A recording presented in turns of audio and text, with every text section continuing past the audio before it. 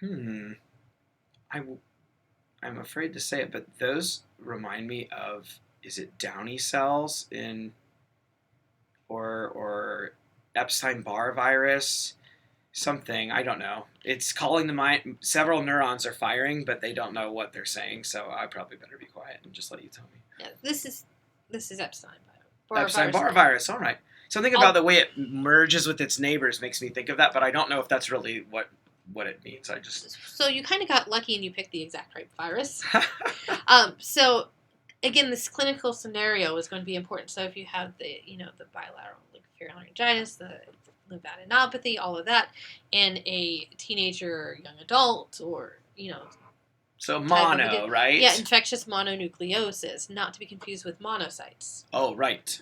Um, which Yeah, gets confusing. I guess you're right. In There's different hemepath. monos in hemepath. Yeah.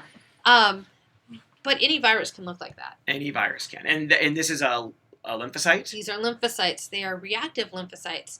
They are probably T cells. Okay, so their nucleus looks a little different. They look bigger and more irregular kind of shape than your the small little round mature, one, right? Because and these way are more activated. cytoplasm, right? Right. Yeah. These are like fully functioning, not quiescent. Okay. And you'll notice that it gives way to red blood cells here. It's a little bit bluer where it's hitting the red cells.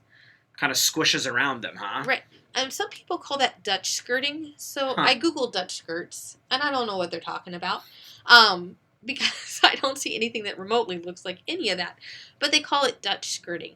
And when I see that, honestly, I'm a little relieved because blasts tend to be bullies and push red cells out of the way. And your reactive lymphocytes are like, man, I'm busy, like, doing stuff. So it's just kind of oozing around. Okay, so, but otherwise these could get confused with blasts, right? That's the risk if you don't know. This particular one, probably not. The chromatin's a little bit too mature, but, I mean, it's activated and the chromatin starts to get a little bit more open. Sometimes you can get prominent nucleoli. It's really sort of frightening sometimes.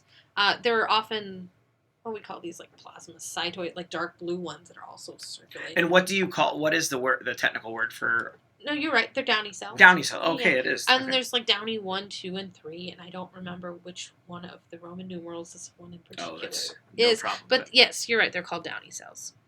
Cool.